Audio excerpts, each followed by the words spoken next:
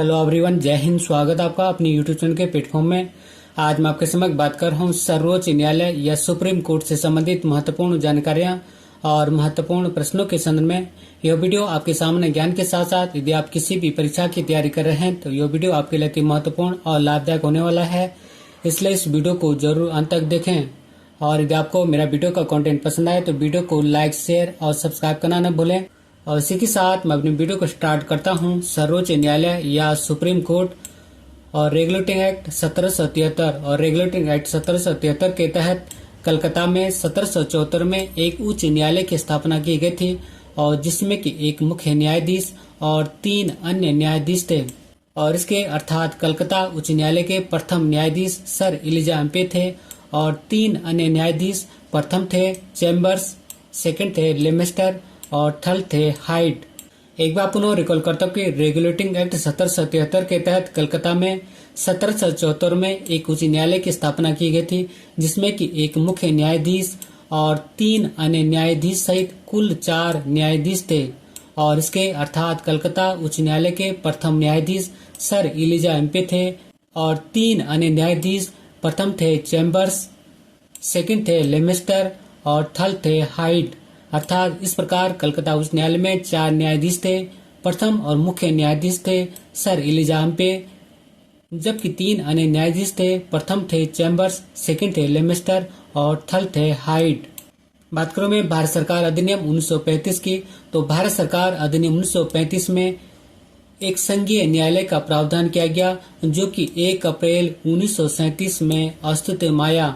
और इस संघीय न्यायालय के प्रथम न्यायाधीश मॉरिस गवेयर थे। एक बार पुनः रिकॉल करूं कि भारत सरकार अधिनियम 1935 के तहत एक संघीय न्यायालय की स्थापना का प्रावधान किया गया था, जो कि 1 अप्रैल 1937 को अस्तित्व में आया। और इस संघीय न्यायालय के प्रथम न्यायाधीश मॉरिस गवेयर थे। अब मैं आपके समक्ष बात कर रहा हूँ भारत की आजादी के बाद सुप्रीम कोर्ट या सर्वोच्च न्यायालय की स्थापना के संदर्भ में। तो भारत के सर्वोच्च न्यायालय या सुप्रीम कोर्ट की स्थापना 26 जनवरी 1950 को हुई थी, जबकि इस सर्वोच्च न्यायालय या सुप्रीम कोर्ट का उद्घाटन 28 जनवरी 1950 को किया गया था। और हीरालाल जे कान्या इस सुप्रीम कोर्ट या सर्वोच्च न्यायालय के पहले न्यायाधीश थे। एक बार पुनः रिकॉल करूं कि भारत के सर्वोच्च न्यायालय या सुप्रीम कोर्ट की स्थापना 26 जनवरी 1950 को हुई थी, जबकि इस सर्वोच्च न्यायालय या सुप्रीम कोर्ट का उद्घाटन 28 जनवरी 1950 को किया गया था। और सुप्रीम कोर्ट या सर्वोच्च न्यायालय के प्रथम न्यायाधीश हीरालाल जे कान्या थे। और भारतीय संविधान के भाग 5 के अनुच्छेद 124 से अनुच्छेद 147 तक सर्वोच्च न्यायालय या सुप्रीम कोर्ट के संगठन, अधिकार क्षेत्र, स्वतंत्रता एवं शक्तियों आदि का उल्लेख किया गया है। और सर्वोच्च न्यायालय या सुप्रीम कोर्ट में एक मुख्य न्यायाधीश और 33 अन्य न्यायाधीश हैं। अर्थात वर्तमान में सर्वोच्च न्यायालय में एक मुख्य न्यायाधीश और 33 अन्य न्यायाधीश सहित कुल 34 न्यायाधीश हैं, जबकि प्रारंभ में इस सर्वोच्च न्यायालय या सुप्रीम कोर्ट में एक मुख्य न्यायाधीश और 7 अन्य न्यायाधीश सहित कुल 8 न्यायाधीश थे। और सर्वोच्च न्यायालय का मुख्यालय नई दिल्ली में स्थित है। एक बार पुनः रिकॉल करूं कि भारतीय संविधान के भाग 5 के अनुच्छेद 124 से अनुच्छेद 147 तक सर्वोच्च न्यायालय या सुप्रीम कोर्ट के संगठन, अधिकार क्षेत्र, स्वतंत्रता एवं शक्तियों आदि का उल्लेख किया गया है।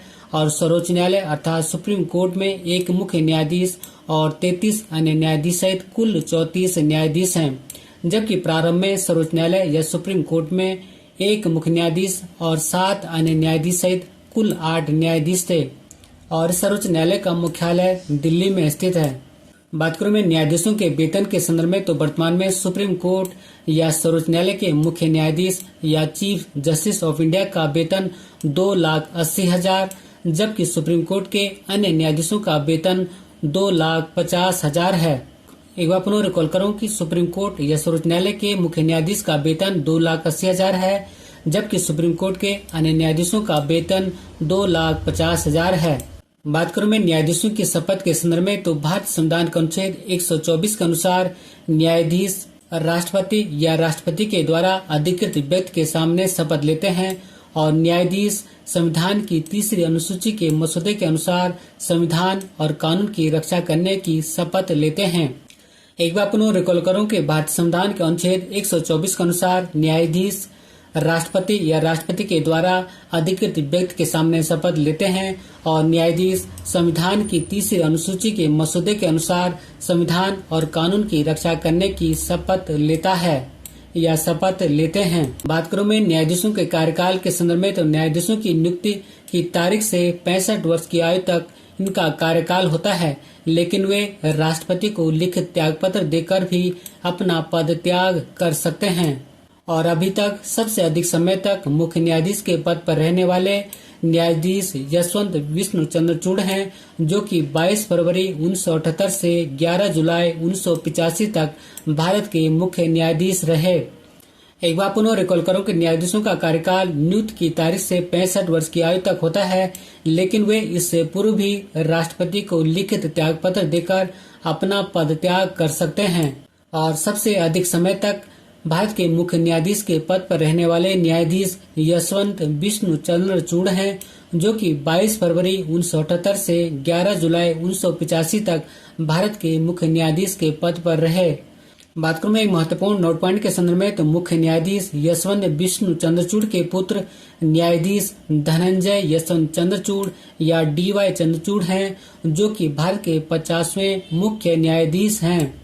एक बार पुनः रिकॉल करो कि मुख्य न्यायाधीश यशवंत विष्णु चंद्रचूड़ के पुत्र न्यायाधीश धनंजय यशवंत चंद्रचूड़ या DY चंद्रचूड़ हैं, जो कि भारत के 50वें मुख्य न्यायाधीश हैं। बात करूं मैं कार्यवाहक मुख्य न्यायाधीश या एक्टिंग चीफ जस्टिस के संदर्भ में, तो भारतीय संविधान के अनुच्छेद 126 के अनुसार मुख्य न्यायाधीश या चीफ जस्टिस ऑफ इंडिया की अनुपस्थिति, मृत्यु, इस्तीफे या निष्कासन की स्थिति में राष्ट्रपति महोदय सर्वोच्च न्यायालय के वरिष्ठतम उपलब्ध न्यायाधीश में से एक कार्यवाहक न्यायाधीश की नियुक्ति करते हैं।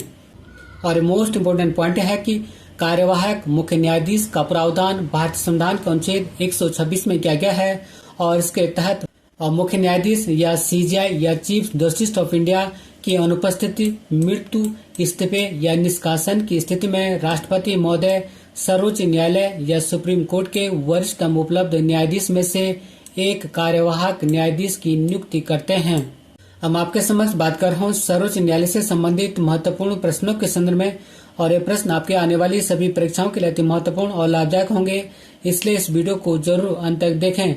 और फर्स्ट क्वेश्चन है कि भारत में उच्चतम न्यायालय का उद्घाटन किस तिथि में हुआ था? तो आंसर है ऑप्शन बी 28 जनवरी 1950 को। और भारत में उच्चतम न्यायालय या सुप्रीम कोर्ट का उद्घाटन 28 जनवरी 1950 को हुआ था, जबकि उच्चतम न्यायालय या सुप्रीम कोर्ट की स्थापना भारतीय संविधान के अनुच्छेद 124 के तहत 26 जनवरी 1950 को हुई थी। एक बार पुनः रिकॉल करता हूँ कि भारत में उच्चतम न्यायालय या सुप्रीम कोर्ट का उद्घाटन 28 जनवरी 1950 को हुआ था, जबकि उच्चतम न्यायालय या सुप्रीम कोर्ट की स्थापना भारतीय संविधान के अनुच्छेद 124 के तहत 26 जनवरी 1950 को हुई थी। नेक्स्ट महत्वपूर्ण प्रश्न है कि निम्नलिखित में से किस अधिनियम के अंतर्गत भारत में सर्वप्रथम सर्वोच्च न्यायालय की स्थापना हुई? तो आंसर है ऑप्शन ए रेगुलेटिंग अधिनियम 1773।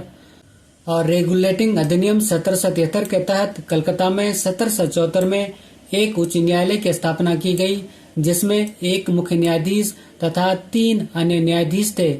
और इस कलकत्ता उच्च न्यायालय के प्रथम न्यायाधीश सर इलिजाह इम्पे थे। नेक्स्ट महत्वपूर्ण प्रश्न है कि भारतीय संविधान में सुप्रीम कोर्ट को किस अधिनियम द्वारा लाया गया है?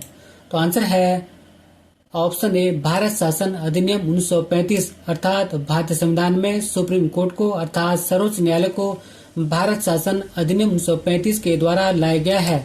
नेक्स्ट महत्वपूर्ण प्रश्न है कि भारतीय संविधान के किन अनुच्छेदों में सुप्रीम कोर्ट से संबंधित प्रावधान देखने को मिलते हैं?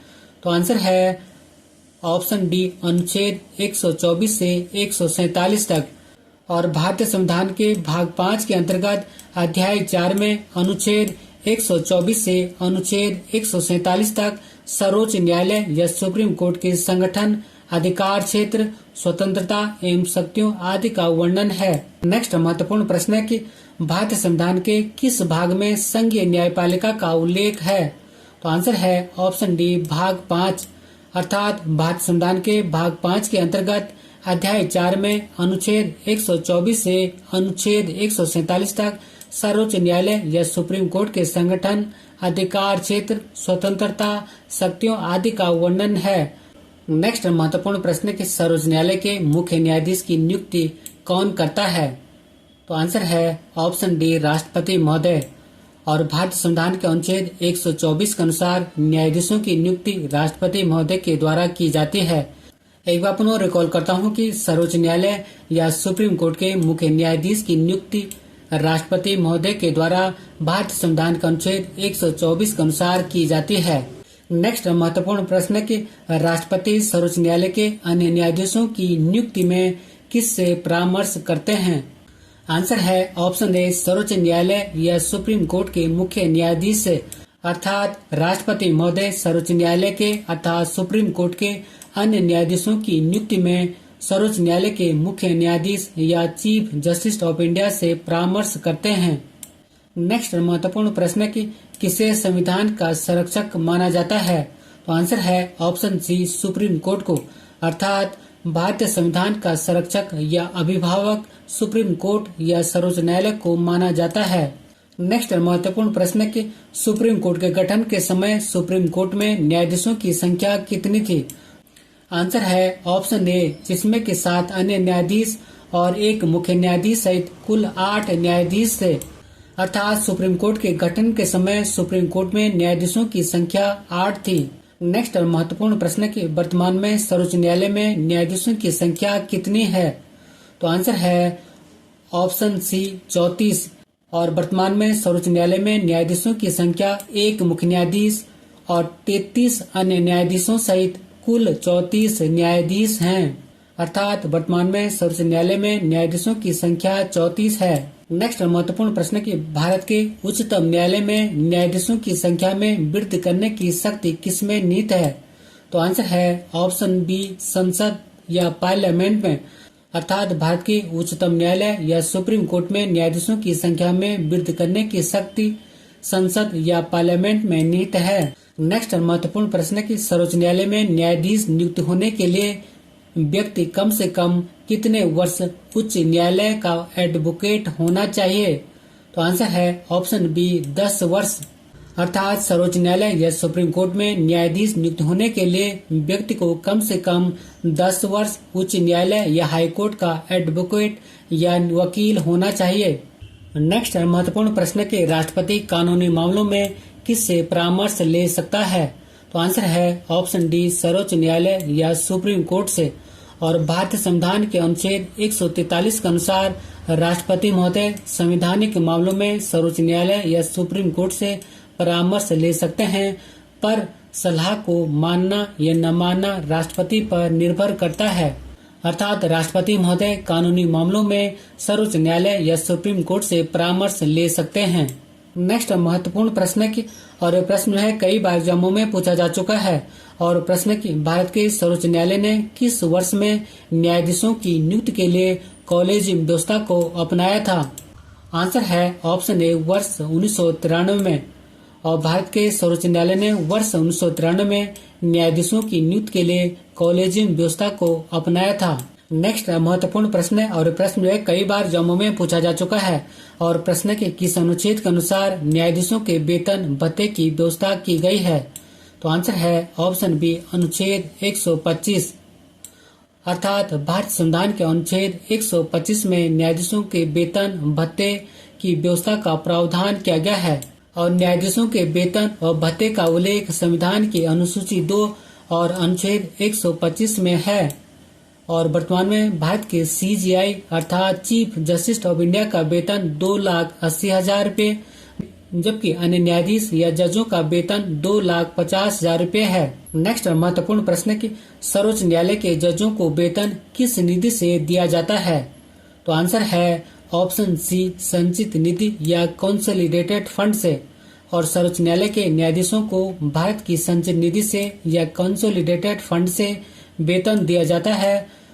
और जब तक वह पद पर रहते हैं उनके वेतन में किसी भी प्रकार की कटौती नहीं की जा सकती है। और इसका निर्धारण संसद के द्वारा कानून बनाकर किया जाता है। एक बार पुनः रिकॉल करता हूँ कि सर्वोच्च न्यायालय के जजों का वेतन भारत की संचित निधि या कंसोलिडेटेड फंड से दिया जाता है। नेक्स्ट महत्वपूर्ण प्रश्न की सर्वोच्च न्यायालय के न्यायाधीशों को उसके पद से केवल किन प्रमाणित आधारों पर हटाया जा सकता है?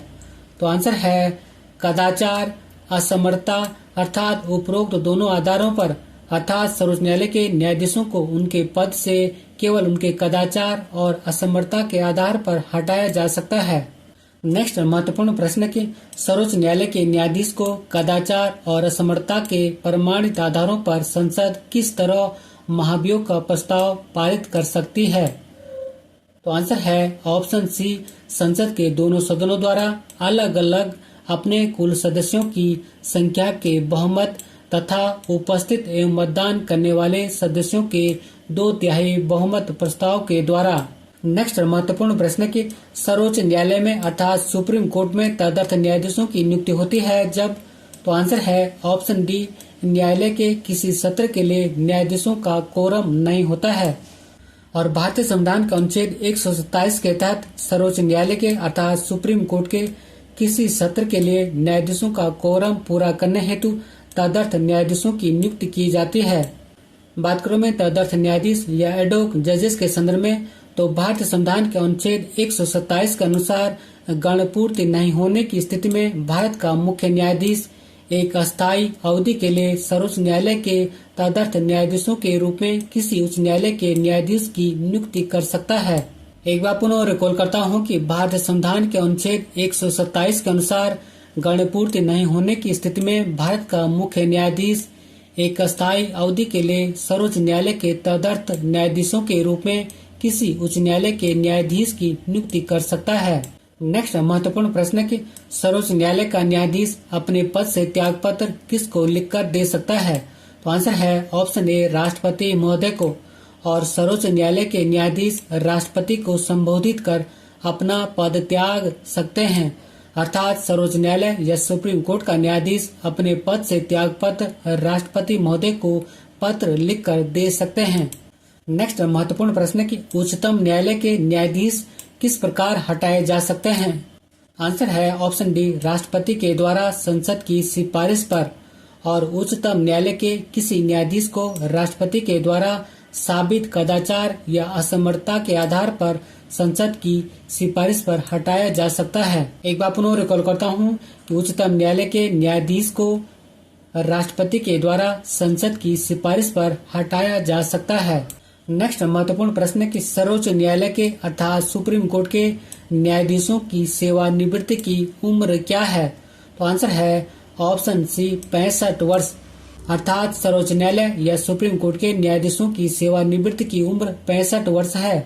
नेक्स्ट महत्वपूर्ण प्रश्न की भारतीय संविधान की व्याख्या करने का मुख्य अधिकारी कौन है? तो आंसर है ऑप्शन डी, सर्वोच्च न्यायालय। और संविधान की व्याख्या करने का अंतिम अधिकार सर्वोच्च न्यायालय या सुप्रीम कोर्ट को है। और सर्वोच्च न्यायालय या सुप्रीम कोर्ट को ही संविधान का प्रहरी और संरक्षक माना जाता है। नेक्स्ट महत्वपूर्ण प्रश्न की भारत के कार्यवाहक मुख्य न्यायाधीश की नियुक्ति कौन करता है? तो आंसर है ऑप्शन सी, राष्ट्रपति महोदय। और भारतीय संविधान के अनुच्छेद 126 के अनुसार सर्वोच्च न्यायालय के कार्यवाहक मुख्य न्यायाधीश की नियुक्ति राष्ट्रपति के द्वारा की जाती है। और ऐसा तब किया जाता है जब मुख्य न्यायाधीश का पद रिक्त हो अथवा वह अपने कर्तव्यों का निर्वहन करने में असमर्थ हो। एक बार पुनः रिकॉल करता हूँ कि भारतीय संविधान का अनुच्छेद 126 के अनुसार सर्वोच्च न्यायालय या सुप्रीम कोर्ट के कार्यवाहक मुख्य न्यायाधीश की नियुक्ति राष्ट्रपति के द्वारा किया जाता है। और ऐसा तब किया जाता है जब मुख्य न्यायाधीश का पद रिक्त हो अथवा वह अपने कर्तव्यों का निर्वहन करने में असमर्थ हो। नेक्स्ट महत्वपूर्ण प्रश्न की देश के किसी भी न्यायालय में चल रहे वाद को अन्यत्र भेजने का अधिकार किसके पास है? तो आंसर है ऑप्शन बी, सर्वोच्च न्यायालय या सुप्रीम कोर्ट के पास। और देश के किसी भी न्यायालय में चल रहे वाद की सुनवाई किसी अन्यत्र स्थान पर किए जाने का निर्देश देने का अधिकार माननीय सर्वोच्च न्यायालय या सुप्रीम कोर्ट के पास है। नेक्स्ट महत्वपूर्ण प्रश्न की संविधान का कौन सा अनुच्छेद सर्वोच्च न्यायालय को अभिलेख न्यायालय घोषित करता है? तो आंसर है ऑप्शन डी, अनुच्छेद 129। और भारतीय संविधान के अनुच्छेद 129 के अनुसार उच्चतम न्यायालय अभिलेख न्यायालय होगा तथा उसे अपने अवमान के लिए दंड देने की शक्ति होगी।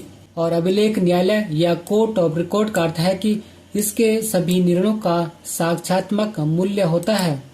नेक्स्ट महत्वपूर्ण प्रश्न कि किस अनुच्छेद के तहत उच्चतम न्यायालय को पुनर्विलोकन की शक्ति दी गई है? तो आंसर है ऑप्शन डी, अनुच्छेद 137 के तहत। और भारतीय संविधान के अनुच्छेद 137 के अंतर्गत अपने निर्णयों या आदेशों का उच्चतम न्यायालय के द्वारा अर्थात सुप्रीम कोर्ट के द्वारा पुनर्विलोकन किया जाता है।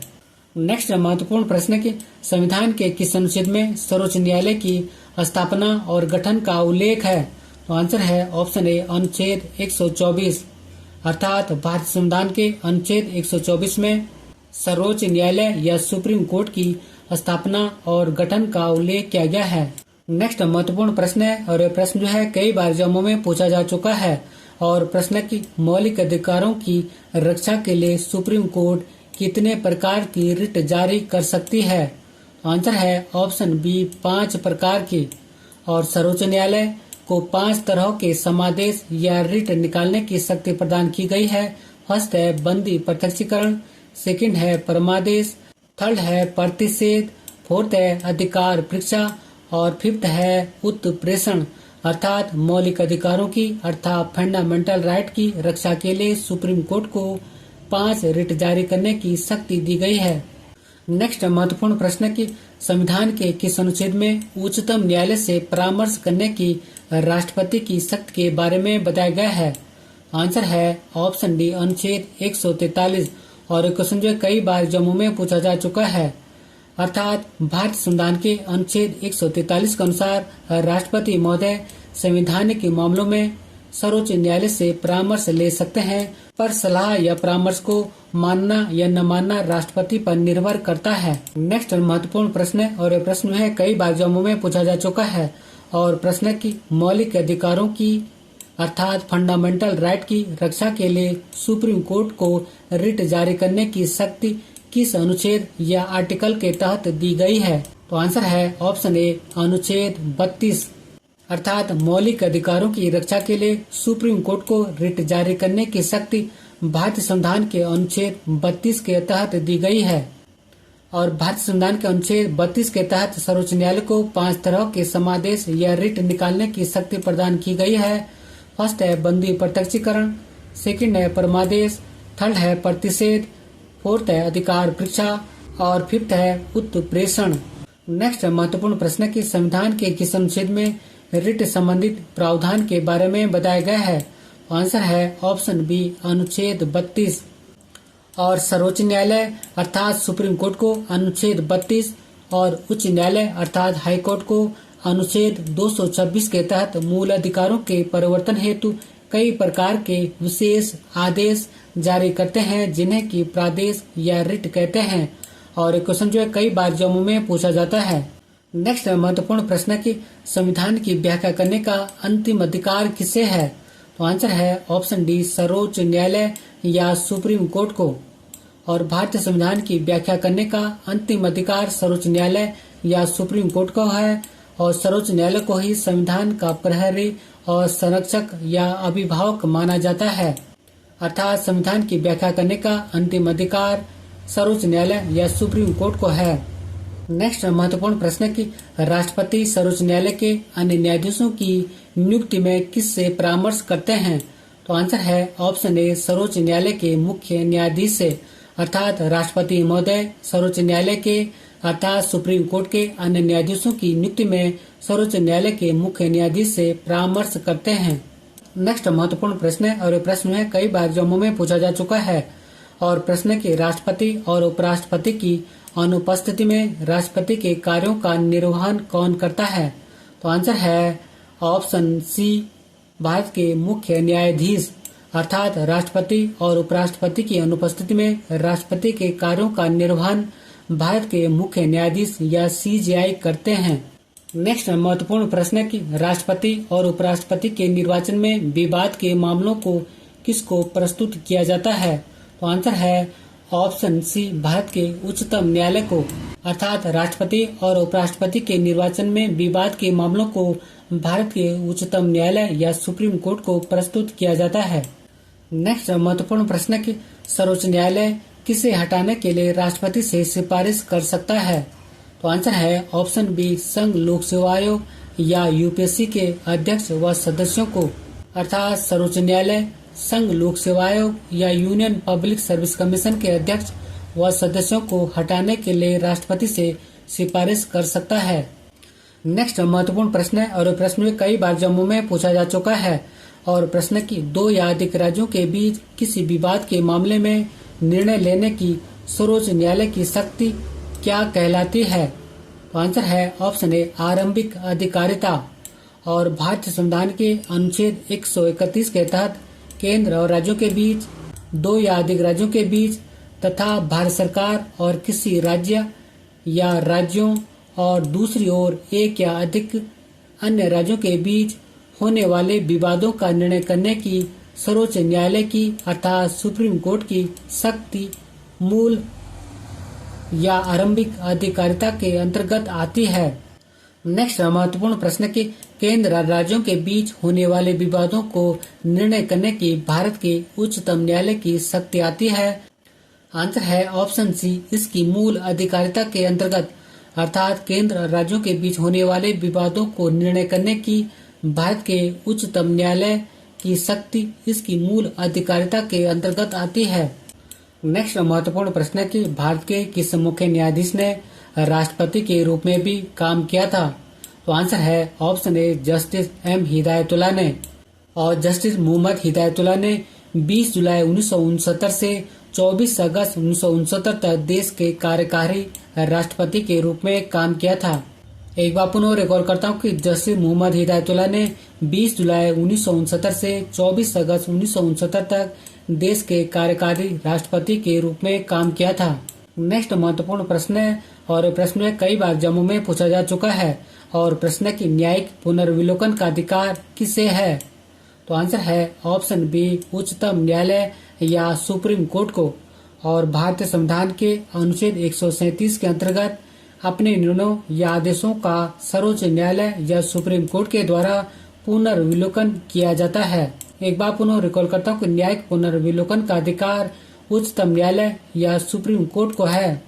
नेक्स्ट महत्वपूर्ण प्रश्न है और प्रश्न में कई बार जम्मू में पूछा जा चुका है और प्रश्न की सुप्रीम कोर्ट की सबसे पहली महिला न्यायाधीश कौन थी? तो आंसर है ऑप्शन ए, एम फातिमा बीबी। अर्थात सुप्रीम कोर्ट की सबसे पहली महिला न्यायाधीश एम फातिमा बीबी थी, जो कि 6 अक्टूबर 1989 को भारत की पहली महिला न्यायाधीश बनी थी। बात करूं मैं एम फातिमा बीबी के संदर्भ में, तो एम फातिमा बीबी का पूरा नाम मीरा साहिब फातिमा बीबी था और ये मानवाधिकार आयोग की अध्यक्ष और तमिलनाडु राज्य की राज्यपाल भी रही थी। बात करूं मैं लीला सेठ के संदर्भ में, तो लीला सेठ देश की उच्च न्यायालय अर्थात हाई कोर्ट की प्रथम महिला मुख्य न्यायाधीश थी और लीला सेठ हिमाचल प्रदेश की 5 अगस्त 1991 को उच्च न्यायालय की न्यायाधीश बनने वाली पहली महिला थी। और लीला सेठ दिल्ली उच्च न्यायालय की प्रथम महिला मुख्य न्यायाधीश भी बनी थी। नेक्स्ट महत्वपूर्ण प्रश्न है और प्रश्न में कई बार जम्मू में पूछा जाता है और प्रश्न की जब भारतीय न्याय पद्धति में लोकहित याचिका अर्थात PIL लाया गया था तब भारत के मुख्य न्यायमूर्ति या भारत के मुख्य न्यायाधीश कौन थे? तो आंसर है ऑप्शन डी, PN भगवती। अर्थात जब भारतीय न्याय पद्धति में लोकहित याचिका PIL अर्थात पब्लिक इंटरेस्ट लिटिगेशन लाया गया था तब भारत के मुख्य न्यायमूर्ति PN भगवती थे। और कई बार एग्जाम में PIL का फुल फॉर्म भी पूछा जाता है और PIL का फुल फॉर्म होता है पब्लिक इंटरेस्ट लिटिगेशन। नेक्स्ट महत्वपूर्ण प्रश्न है और प्रश्न भी कई बार जम्मू में पूछा जाता है और प्रश्न है कि लोकहित याचिका अर्थात PIL कहाँ प्रस्तुत किया जाता है? आंसर है उच्च न्यायालय अर्थात हाई कोर्ट और सर्वोच्च न्यायालय अर्थात सुप्रीम कोर्ट दोनों में। और लोकहित याचिका अर्थात PIL की शुरुआत संयुक्त राज्य अमेरिका में हुई थी। नेक्स्ट महत्वपूर्ण प्रश्न की सर्वोच्च न्यायालय के मुख्य न्यायाधीश के पद पर सर्वाधिक लंबी अवधि तक कौन पदस्थ रहे? तो आंसर है ऑप्शन डी, YB चंद्रचूड़। और सबसे अधिक समय तक मुख्य न्यायाधीश के पद पर रहने वाले न्यायाधीश यशवंत विष्णु चंद्रचूड़ या YV चंद्रचूड़ थे, जो कि 22 फरवरी 1978 से 11 जुलाई 1985 तक भारत के मुख्य न्यायाधीश के पद पर पदस्थ रहे। नेक्स्ट महत्वपूर्ण प्रश्न है और प्रश्न भी कई बार एग्जामों में पूछा जा चुका है और प्रश्न है कि भारत का उच्चतम न्यायालय कानूनी तथ्य के मामले में राष्ट्रपति को परामर्श देता है। तो आंसर है ऑप्शन बी, तभी जब वो ऐसे परामर्श के लिए कहता है, अर्थात तभी जब राष्ट्रपति महोदय ऐसे परामर्श के लिए कहते हैं। नेक्स्ट महत्वपूर्ण प्रश्न है और प्रश्न भी कई बार एग्जामों में पूछा जा चुका है और प्रश्न के राष्ट्रीय मानवाधिकार आयोग के अधिनियम 1993 के अनुसार निम्नलिखित में से कौन इस आयोग का अध्यक्ष बन सकता है। आंसर है ऑप्शन सी, केवल भारत के सेवानिवृत्त मुख्य न्यायाधीश। अर्थात राष्ट्रीय मानवाधिकार आयोग के अधिनियम 1993 के अनुसार केवल भारत के सेवानिवृत्त मुख्य न्यायाधीश इस आयोग के अर्थात राष्ट्रीय मानवाधिकार आयोग के अध्यक्ष बन सकते हैं। नेक्स्ट महत्वपूर्ण प्रश्न है और प्रश्न भी कई बार जम्मू में पूछा जाता है और प्रश्न के निम्नलिखित में से किस वाद में उच्चतम न्यायालय ने अर्थात सुप्रीम कोर्ट ने संविधान के मूल ढांचे का सिद्धांत प्रतिपादित किया था। आंसर है ऑप्शन सी, केशवानंद भारतीवाद 1973 में। नेक्स्ट महत्वपूर्ण प्रश्न के किस वाद में सर्वोच्च न्यायालय ने अर्थात सुप्रीम कोर्ट ने कहा था कि संसद को मूल अधिकार में संशोधन करने की शक्ति प्राप्त है, पर वह संविधान के मूल ढांचे में संशोधन नहीं कर सकती है। तो आंसर है ऑप्शन ए, केशवानंद भारतीवाद वर्ष 1973 में। अर्थात केशवानंद भारतीवाद 1973 में सर्वोच्च न्यायालय ने अर्थात सुप्रीम कोर्ट ने कहा था कि संसद को मूल अधिकार में संशोधन करने की शक्ति प्राप्त है, पर वह संविधान के मूल ढांचे में संशोधन नहीं कर सकती है। नेक्स्ट महत्वपूर्ण प्रश्न और प्रश्न कई बार जम्मू में पूछा जा चुका है और प्रश्न के निम्नलिखित में से किसके मामले उच्च न्यायालय अर्थात हाई कोर्ट व उच्चतम न्यायालय अर्थात सुप्रीम कोर्ट की अधिकारिता में आते हैं। तो आंसर है ऑप्शन डी, मूल अधिकारों का संरक्षण। अर्थात मूल अधिकारों का संरक्षण उच्च न्यायालय और उच्चतम न्यायालय दोनों की अधिकारिता में आते हैं। नेक्स्ट महत्वपूर्ण प्रश्न है और प्रश्न में कई बार जम्मू में पूछा जा चुका है और प्रश्न की सर्वोच्च न्यायालय का मुख्य न्यायाधीश बनने के लिए अर्थात सुप्रीम कोर्ट का मुख्य न्यायाधीश बनने के लिए पात्रता क्या होनी चाहिए। तो आंसर है भारत का नागरिक हो, किसी हाई कोर्ट में कम से कम पिछले 5 वर्षों से न्यायाधीश हो या किसी हाई कोर्ट में कम से कम 10 वर्षों से वकालत कर रहा हो और राष्ट्रपति की नज़र में कानून का अच्छा जानकार हो, अर्थात उपयुक्त सभी। और भारतीय संविधान के अनुच्छेद 124 में सर्वोच्च न्यायालय का मुख्य न्यायाधीश बनने की पात्रता का उल्लेख किया गया है। नेक्स्ट महत्वपूर्ण प्रश्न है और प्रश्न भी कई बार जम्मू में पूछा जा चुका है और प्रश्न के भारतीय संविधान का कौन सा अनुच्छेद संवैधानिक विवाद में सर्वोच्च न्यायालय के अपील क्षेत्राधिकार से संबंधित है। तो आंसर है ऑप्शन सी, अनुच्छेद 134 का खंड 1 को मिलाकर अनुच्छेद 132 को पढ़ना। और भारत संविधान के अनुच्छेद 132 के अंतर्गत देश का सबसे बड़ा अपील न्यायालय सर्वोच्च न्यायालय अर्थात सुप्रीम कोर्ट है और इसे भारत के सभी उच्च न्यायालयों के निर्णयों के विरुद्ध अपील सुनने का अधिकार है। बात करूं मैं अपील अधिकार के संदर्भ में तो भारत संविधान के अनुच्छेद 132 के अनुसार किसी उच्च न्यायालय की अर्थात हाई कोर्ट की सिविल, दांडिक या अन्य कार्यवाही में दिए गए किसी निर्णय, डिक्री या अंतिम आदेश की अपील उच्चतम न्यायालय में होगी।